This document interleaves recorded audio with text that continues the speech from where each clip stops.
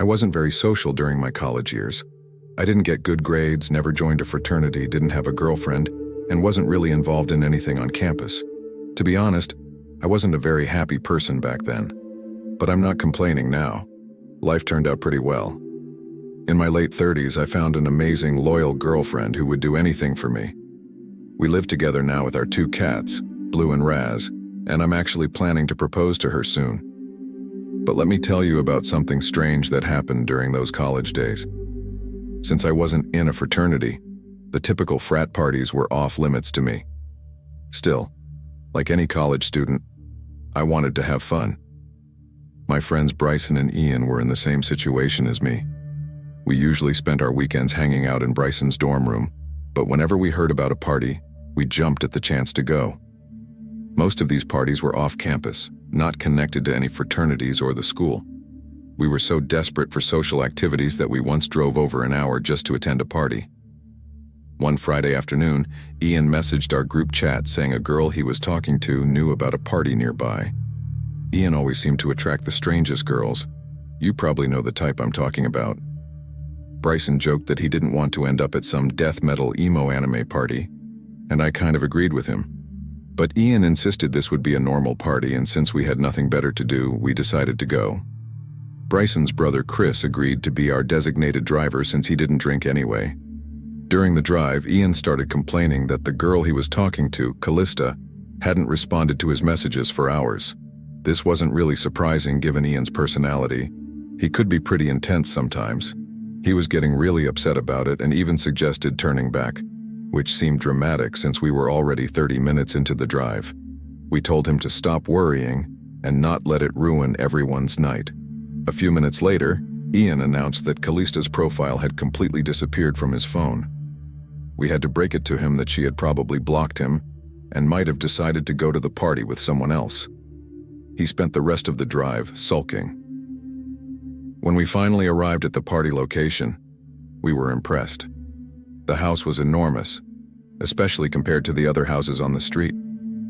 Ian was still feeling down and said he needed some alcohol to forget about the situation. Bryson and I were happy to join him, so we asked Chris to park a little way down the street so we could have a few drinks before going in. We sat in the car drinking the beers we'd brought while watching groups of people entering the house. It looked like quite a lively party. Once Ian felt better, the 4 of us walked toward the house. As soon as we stepped inside, something felt off. First of all, every single light in the house was on, not the dim, party-appropriate lighting you'd expect, but bright overhead lights that made everything look harsh and clinical. Everyone there was dressed really nicely, more like they were attending a fancy dinner party than a college party. We didn't look completely out of place, but our casual clothes definitely stood out. The music was strange too. Instead of the usual party songs, they were playing this weird, dreamy instrumental music without any lyrics. It wasn't exactly bad, just unusual. My friends and I exchanged confused looks. We questioned Ian about the party details, but he claimed to be just as confused as we were. We walked around exploring the house for a while. There was plenty of alcohol available, so we helped ourselves. After a few minutes, I noticed something odd. People would look at me, then quickly turn away when I caught them. It happened so many times that I started checking my reflection, wondering if there was something wrong with my appearance. At the time, I assumed they were just judging my casual clothes. Despite the weird atmosphere, we were actually having an okay time. Well, except for Chris, who was bored and announced he was going to smoke in his car. I guess being the only sober person at a strange party isn't much fun. A few minutes after Chris left, 3 girls approached us. This was unusual for us since we weren't exactly the confident type who typically got approached by girls. They started flirting with us right away. It wasn't subtle at all. They joked about an entrance fee, which I thought was just a funny line until I realized they were serious. They were holding a bottle of tequila, and not wanting to seem uncool, we all took drinks from it.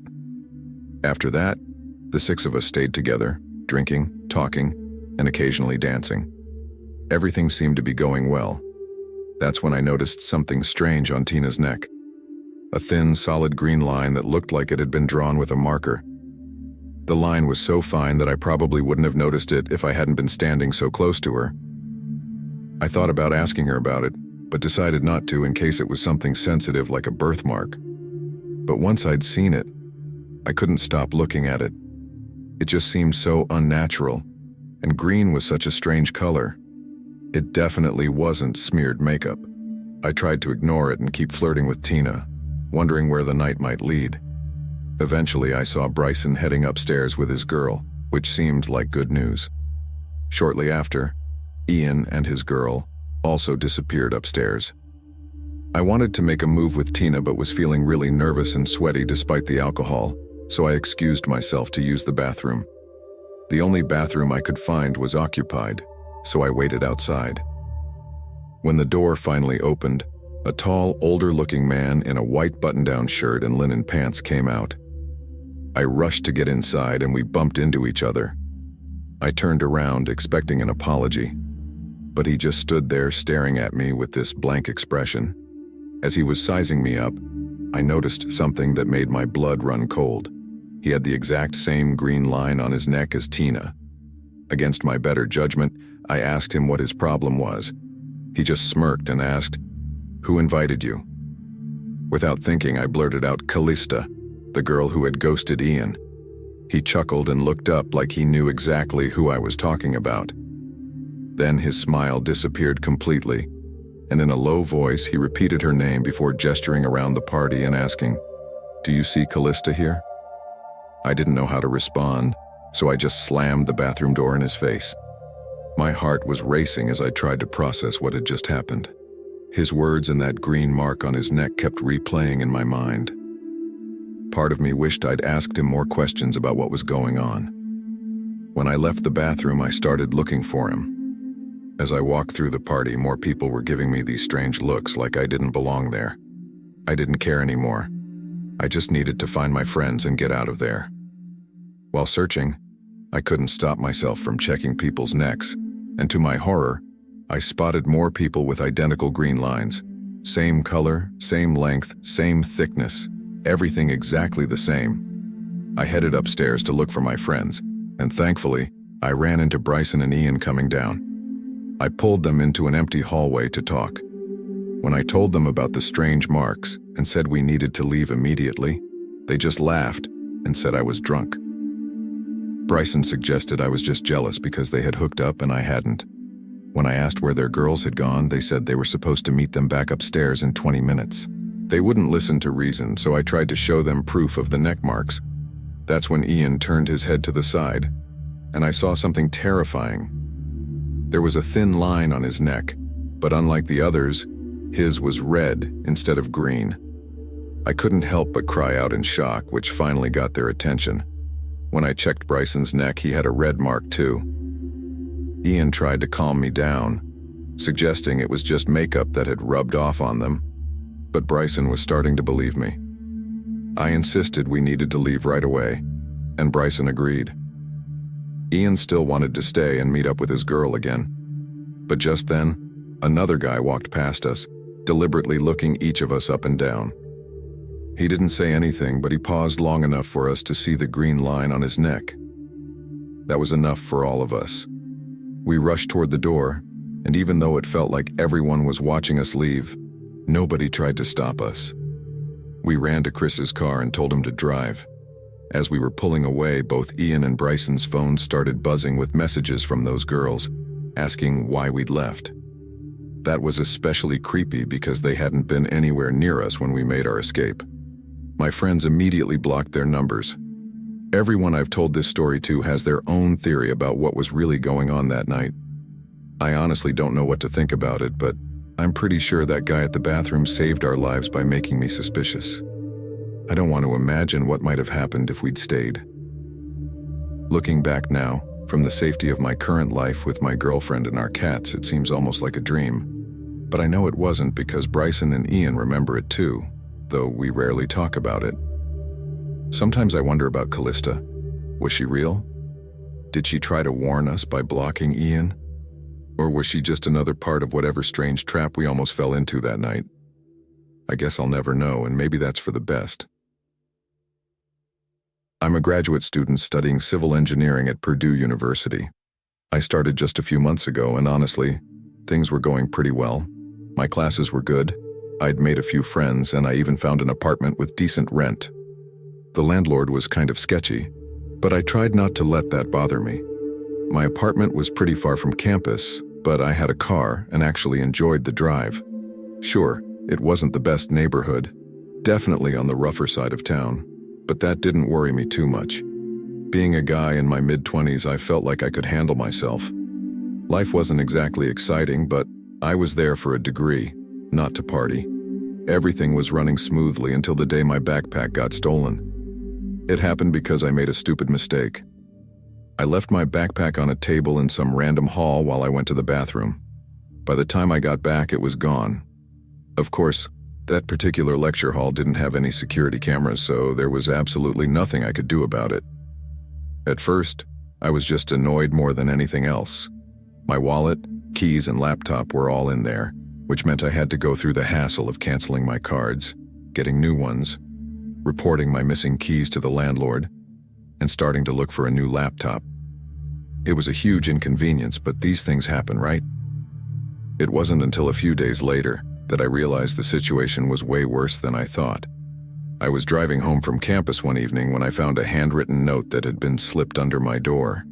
At first, I thought it was probably just some notice from my landlord, but I was completely wrong.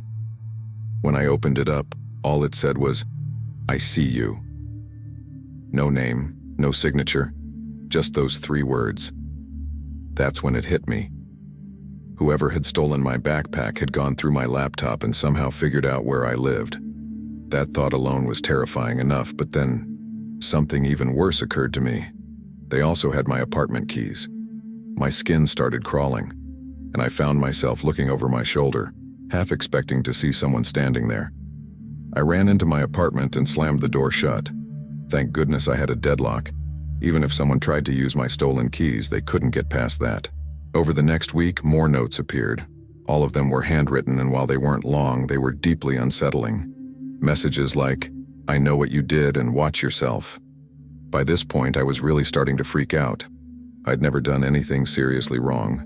But if someone had gone through my laptop, who knows what they might have found or how they might have interpreted things. I wasn't sure what to do. Would going to the police even help? I decided to wait it out a little longer, hoping whoever was messing with me would eventually get bored and move on. Then one night, something even creepier happened. I was getting ready for bed, and even though it was dark outside and my blinds were partially closed, I swear I saw a camera flash, like someone had taken a picture of me. I quickly pulled the blinds down completely, but my heart was pounding. When I looked outside, there was no one there, but I knew what I'd seen. Things kept getting worse. I started noticing small changes around my apartment, things being moved around. At first, I tried to convince myself I was just being careless. Maybe I'd left my shoes in a different spot than usual, or maybe I had absent-mindedly draped my coat over a chair instead of hanging it up. They were little things that I could explain away if I really tried, but deep down, I knew something was wrong. Then came the breaking point. One day I came home to find my entire bedroom turned upside down. The sheet had been stripped off my bed, my dresser drawers were pulled out, and my books were scattered all over the floor. It looked like someone had ransacked the place searching for something. I called the police right away, but they weren't much help. Since there was no sign of forced entry and nothing had been stolen, they said there wasn't much they could do. I immediately asked my landlord to change the locks, but he just brushed me off, saying it would take at least 2 days to get someone out to do it. I begged him to make it happen sooner, trying to explain how serious the situation was, but he just shrugged it off like it wasn't an emergency. I kept pushing him to do something, but eventually, he just stopped responding to my messages completely. How could he not understand that this was a genuine emergency? That was literally yesterday as I'm writing this. I barely slept at all last night, even with the deadlock in place. I'm thinking about trying to change the locks myself, but I'm not sure how to do that without causing expensive damage to the door. I called in sick to all my classes this morning because I'm too scared to leave my room. I'm still here, writing all this down, trying to figure out what to do. I've decided I'm going to try to catch whoever is doing this. I'm sure if they went through my laptop, they probably know my class schedule by now. Maybe I'll hide somewhere in the apartment and surprise them if they try to come in while I'm supposed to be in class. Yeah, that's what I'm going to do. I'll update this when I can, assuming everything goes okay. The scariest part of all this is that I don't even know what they want. Are they just trying to frighten me? Are they looking for something specific? Or is this all building up to something worse? Every noise makes me jump now, and I keep thinking I see movements in the shadows. I check the deadlock at least 10 times before going to bed, but I still can't sleep. Whoever is doing this knows where I live, knows my schedule, and has access to my personal information. They're always one step ahead of me, and I feel completely helpless. I know I should probably just move out, find a new place to live, but I can barely afford this apartment as it is. Plus, who's to say they wouldn't just follow me to my new place? At least here I know what to expect. I just hope I can catch them in the act and finally put an end to this nightmare. I need to share something that's been happening to me because I can't keep it to myself anymore. It all started after I broke up with my boyfriend, Ben. We had been together for 2 years, and while the breakup wasn't terrible, it definitely wasn't great either. We'd been fighting for months, and it was clear things weren't going to work out between us. When we finally ended things, I thought it was for the best. I blocked him on all social media and tried to move on with my life. I'm a student at Temple University, and I live in this small apartment near campus. It's on the 2nd floor of this old building, which means I can hear pretty much everything that happens outside. A few days after the breakup, I started hearing strange noises at night. Not the usual city sounds I was used to. These were different. I could hear footsteps and quiet shuffling, like someone was lingering just outside my window. At first, I tried to convince myself it was all in my head. When that didn't work, I figured it must be Ben. I wasn't too worried because Ben was honestly one of the sweetest, most harmless guys you could meet. I mean that in the nicest way possible. He just wasn't the type of person who would do anything drastic or try to hurt anyone. I assumed he was just having a hard time with the breakup and missed me. I decided to let it go, thinking he'd eventually get bored and stop. Plus, I was already stressed enough from the breakup, and I had this huge group project to focus on. That project, by the way, turns out to be a crucial part of this story. I was the one in charge of editing everything and sending it to our professor. I spent an entire night working on it, making sure every detail was perfect. I finally emailed it just before midnight, relieved to have it done. I went to bed trying not to think about all the other things going wrong in my life. The next day in class, we were supposed to present our video. My professor connected his laptop and pulled up the file I'd sent. I was nervous, but also kind of proud of what we'd created. I had lots of experience with Adobe products, and I knew our video was probably better than what most other groups had done. But when the video started playing, my stomach dropped to the floor. Instead of our project, there was this grainy footage of someone wearing a scream mask. The person wasn't just sitting there silently. They were talking, saying absolutely horrible things about me, my professor, and the government.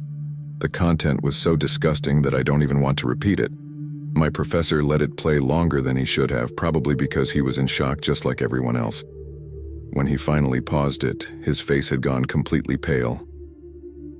I sat there frozen in place, experiencing the worst humiliation of my life. I couldn't move, couldn't cry, could barely even breathe. I felt hundreds of eyes on me as my classmates stared, and I knew exactly what they were thinking. After what felt like the longest moments of my life, I finally snapped out of my shock state and burst into tears before running out of the lecture hall. I could feel a panic attack coming on. I thought about just going home, but I knew I'd probably get expelled if I just disappeared. So I reluctantly waited outside the building for class to end before approaching my professor. I basically begged him to believe that I had no idea what had happened and that I was certain I had sent the correct video. Thankfully, he decided to hear me out and checked his email. He confirmed that he had actually received 2 videos. The first one was our real project, and the more recent one was the disturbing video he had played in class. Getting everything straightened out with the university took a lot of time and effort. I won't bore you with all those details, but even after everything was cleared up, nothing could erase the humiliation I'd experienced. It was also obvious that my email had been hacked, which was a much bigger problem than I initially realized. I changed my password and tried to convince myself it was just really bad luck. That's when things got even worse. Not even a week later, I woke up to find myself logged out of Snapchat. That only happens when someone else logs into your account, which meant I'd been hacked there too. I don't even want to think about what they found. There was a lot of private content on my Snapchat that I'm not comfortable talking about. I finally called the police and told them everything that had been happening. To my surprise, Ben actually agreed to let them question him. The police were able to confirm that Ben wasn't behind any of the hacking, but he did admit something disturbing. He had posted my personal information on some online forum right after we broke up. He swore he never shared any of my passwords, but the truth is my passwords were easy to guess, and like an idiot, I used the same password for everything. The police told me there wasn't much they could do since Ben wasn't responsible for the hacking. That's when the full weight of the situation hit me. Someone out there had access to all of my private information. They could probably blackmail me if they wanted to. I immediately changed all my passwords, but I was worried it might already be too late. A few weeks went by without anything happening. I started to think that maybe whoever was tormenting me had realized I'd gotten the police involved and didn't want to risk getting caught. I really thought that was the end of it. Of course, I was wrong. One day, some random person added me on Snapchat. That wasn't unusual in itself, but when I accepted their request, they started sending me pictures. Pictures of me.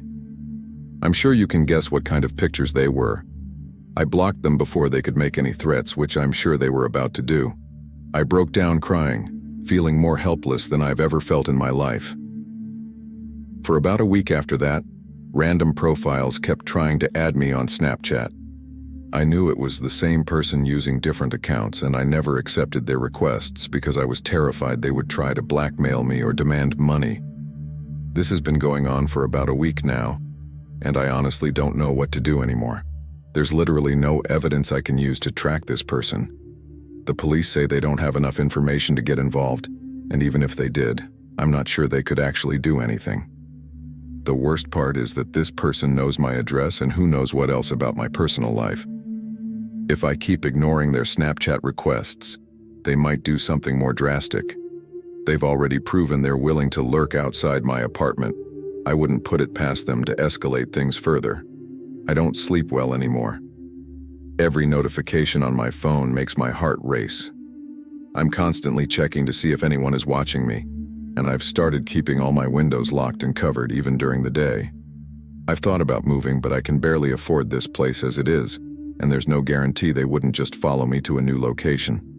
I'm sharing this as a warning to other young women. Please be careful about what kind of pictures you keep on your phone, what information you share online, and especially what you do after a breakup. Use different passwords for different accounts. Enable two-factor authentication and never trust that your private information will stay private forever. I'm praying that whoever is doing this will eventually get bored and move on, but I honestly don't know if this will ever end. Every day I wake up wondering if this will be the day they decide to do something worse than just send messages. The scariest part is not knowing who they are or what they really want. Are they just trying to torment me? Do they want money? Or is this building up to something even more terrible? I check the locks on my doors and windows multiple times each night, but I still can't feel safe in my own home. The internet was supposed to make our lives better and more connected, but right now it feels like a weapon being used against me. I never thought I'd end up in a situation like this, but I guess nobody ever does until it happens to them.